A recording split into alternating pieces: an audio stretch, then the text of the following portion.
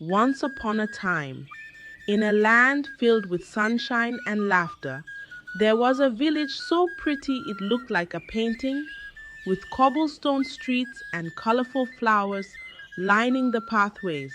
This village was home to King Ikena, a king loved by all because he was as wise as he was kind.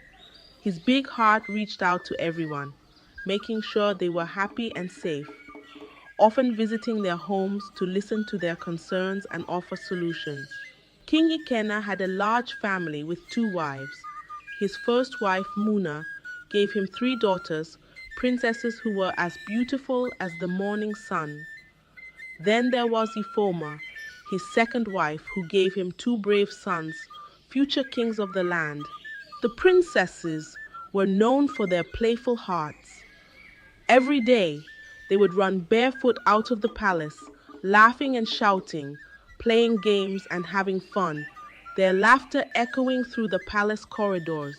They would go to the river, splash water, and get all muddy, their giggles mixing with the sound of flowing water and birds chirping nearby.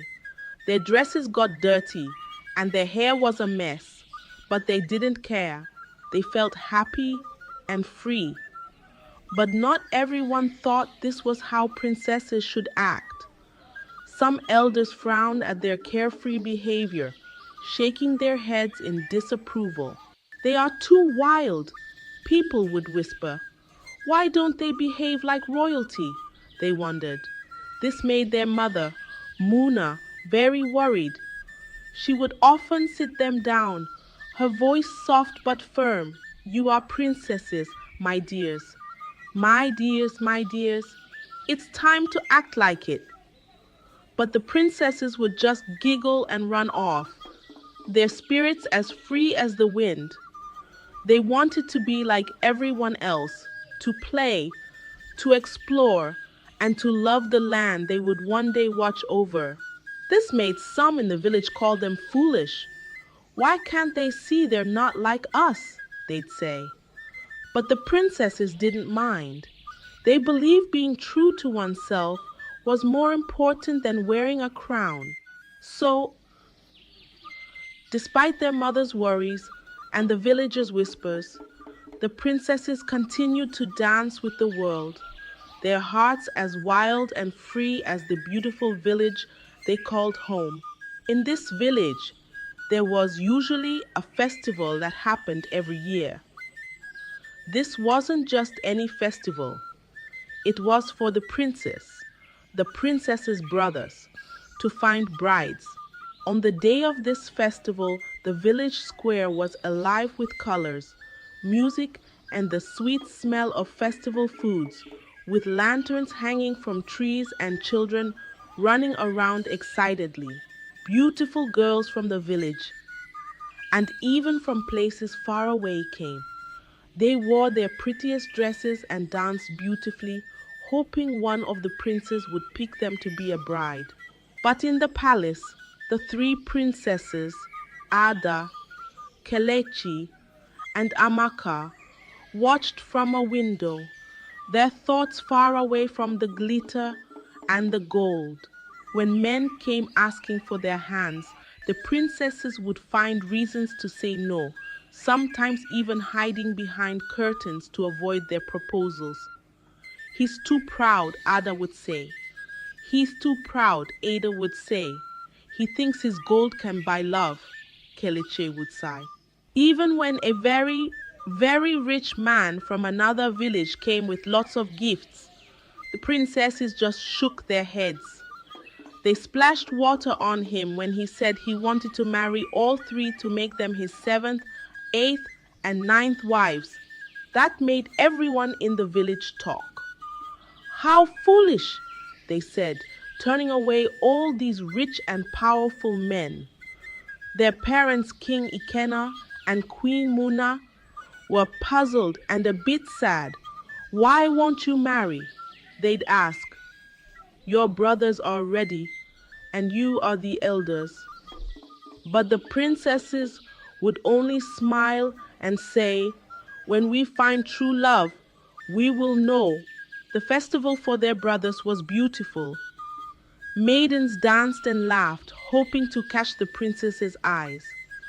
And though the princesses admired the courage of these girls, their hearts longed for something different. They didn't want a love that was found in a day. They wanted a love that understood them, that saw beyond their crowns. As the festival ended and the princes found their brides, the village talked even more. "What will become of the three foolish princesses?" they whispered. But the princesses weren't worried. They believed in their hearts that true love wasn't something you could find in a festival. It was something that found you in its own time and in its own way. As the seasons changed and the moon danced its way through the sky, the princesses grew into beautiful young women. They watched the leaves turn from green to gold, thinking about love, about what it meant to them. They saw their brothers happy with their brides, and something stirred in their hearts. Maybe, just maybe, it was time to open their hearts to love. But it had to be true love, the kind that saw them for who they really were. One evening, under a sky filled with stars, the princesses went to their father, King Ikena. They had a request, one that made the king's eyebrows rise in surprise. "Father," they said, their voices echoing with hope, "we want a festival of our own, a festival of our own, a festival where men can show us their talents and skills. We want to find love, but it must be true love." King Ikena looked into their eyes, seeing the earnestness shining back at him. He knew his daughters were different, their spirits free and wild.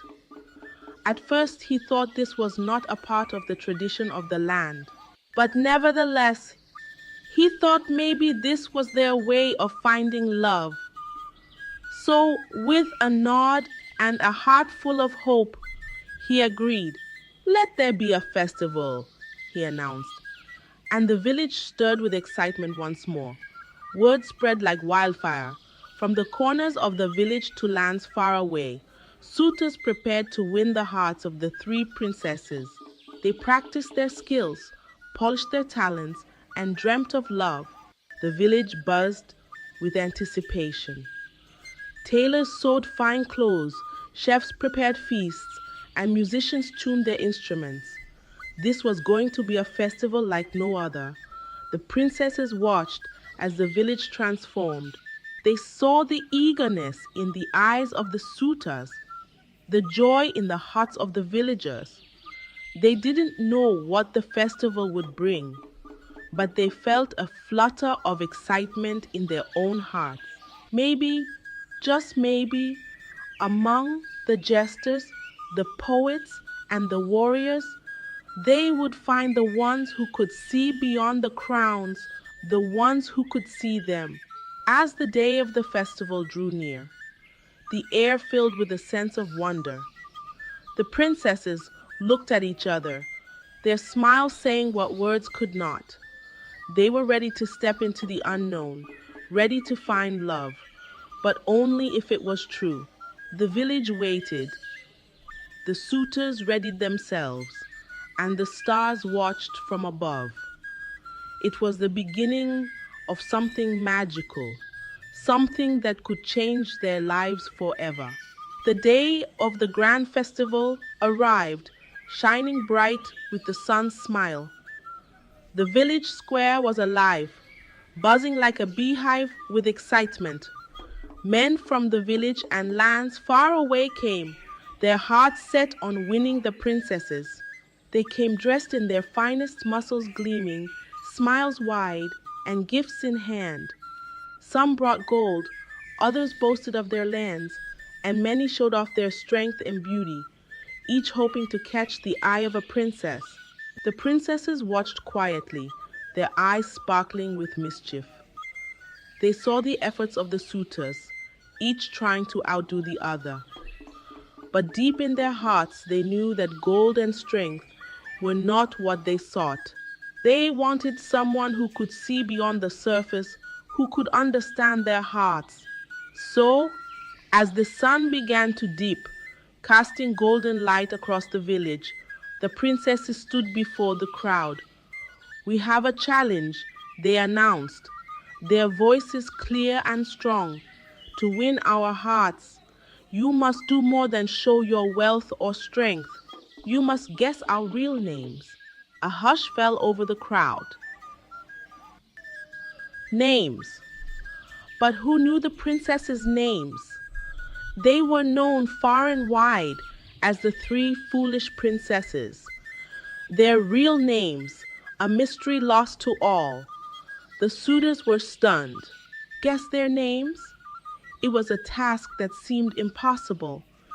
They had prepared to show their might and wealth, not to guess names. Murmurs spread through the crowd, a mix of confusion and curiosity. How could they find the names of the princesses? But the princesses stood firm, their challenge hanging in the air like a riddle. It was a test not of wealth or strength, but of wisdom and patience. They wanted to see who would look beyond the titles, who would take the time to truly know them. The village buzzed with questions. How will they find the names? Is it a quest? A puzzle? The suitors looked at each other, their confidence shaken. The princesses watched, a smile playing on their lips. They had turned the tables, challenging the suitors to look beyond the surface to seek a deeper connection. As the festival ended, the suitors left with their minds buzzing. They had come to show off their best, only to be met with a challenge they had not expected. The princesses had shown their cleverness, making it clear that they sought a love that was true, a love that saw beyond the crowns and the titles. The village whispered of the princess's test, wondering who, if anyone, could rise to the challenge, and young children would gather around the elders to hear stories about the daring suitors. It was a story that would be told for days to come, a tale of three princesses who sought love in their own unique way. The challenge had been set, and now it was up to the suitors to find the answers. The quest for the princesses' names had begun. In the village, where everyone was busy guessing and whispering about the princesses' challenge, there lived a man named Udo. Udo was known to all, but not for reasons one might expect. He was the village drunkard, often seen stumbling and mumbling, his days spent in a haze of laughter and wine. Most considered him foolish, a man of no consequence. But beneath the surface, there was more to Udo than met the eye. When Udo heard about the princess's challenge, something stirred within him. He saw what others didn't, a chance, a glimmer of hope. Why not me? He thought. Why not me? He thought, why can't I win the hearts of the princesses? So, with a determination that surprised even himself, Udo set out on a quest to discover the true names of the three princesses, spending his nights under the stars, contemplating the best way to win their hearts. Day after day, Udo followed the princesses, not too close, just a shadow among the trees. He watched them laugh and play, their spirits as free as the birds above. But no matter how closely he listened, their names remained a mystery. They called each other by nicknames, their bond a secret language of smiles and glances. Then one day, fate took a hand. As the princesses wandered near the forest edge, the youngest, full of joy and mischief, didn't see the hidden pit before her. With a gasp and a tumble, she fell in, her laughter turning to cries of fright. "Help!" she cried, her voice echoing through the trees. "Please, someone!" Udo, hidden behind a bush, watched in shock. This was his chance, not to win a challenge, but to do something good, something right. But before he could move, he heard the eldest princess shout, Ada, to the rescue. And then the middle one, Kelechi's coming too. Udo's eyes widened. The names of the princesses spilled like precious gems. He watched as Ada and Kelechi worked together, finding a long stick to help their sister hold on. Amaka, they called, their voices filled with love and concern. With a heave and a pull, the sisters pulled Amaka from the pit, their arms wrapping around her in a tight hug. Udo, hidden still, felt a warmth in his heart. He had found their names, but he had also seen the love they shared, a love that went beyond any challenge, filled with a new resolve. Udo stepped out from his hiding place, his heart beating like a drum. He knew what he had to do. With a shout that carried across the village, he declared, I know their names. Ada, Kalechi, Amaka. The village turned in astonishment. Udo, the one they called a fool, had done what none could. He had discovered the secret that lay at the heart of the challenge. It was a moment of triumph, not just for Udo, but for the princesses too. They had found someone who saw beyond the games, someone who had taken the time to truly know them. As the news spread, the village buzzed with excitement. Udo, once the village drunkard, was now the talk of the town. His strategy, born of patience and observation, had revealed the true names of the princesses. It was a story that would be told for generations, a tale of unexpected heroism and the power of looking beyond appearances. As the village gathered, eyes wide and whispers loud, Udo stood before King Ikena, the princesses by his side. The air was thick with anticipation. Udo, once thought a mere village drunkard, held the attention of all. I know the names of your daughters, he declared proudly. Ada, Kelechi, Amaka. But Udo had one more surprise, a secret that would change everything. I am not who you think I am, he began, his voice steady and strong. I am Prince Udo from a neighboring village. I came here not as a fool, but in disguise to learn the true hearts of your daughters. The village gasped, eyes turning from Udo to the princesses, then back again. The man they had mocked was a prince, wise and cunning, who had seen past the game to the truth beneath.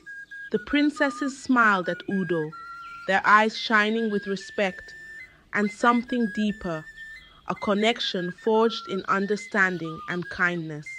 They had seen many suitors, men of wealth and strength, but none had sought to know them as Udo had. He had shown wisdom, seen beyond titles and appearances to the heart of who they were. King Ikena, moved by Udo's revelation and his daughter's happiness, agreed to the marriages. You have proven yourself wise and true, he said to Udo, worthy of my daughters. The weddings were like no other. Celebrations that filled the village with music, laughter, and joy, with fireworks lighting up the sky and dancers twirling in beautiful costumes. Ada, Kelechi, and Amaka, the three princesses once thought foolish, stood proudly beside Prince Udo, their hearts united in love and respect.